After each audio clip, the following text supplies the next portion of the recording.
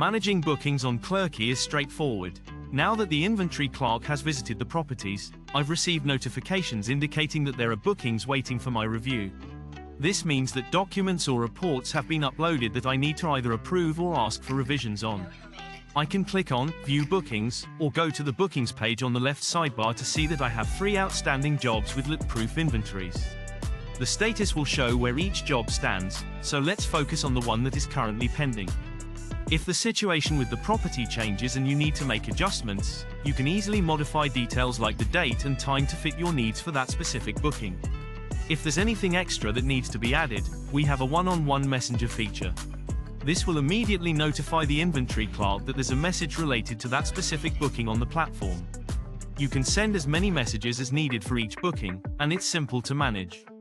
Additionally, you have the option to cancel bookings if necessary or raise disputes.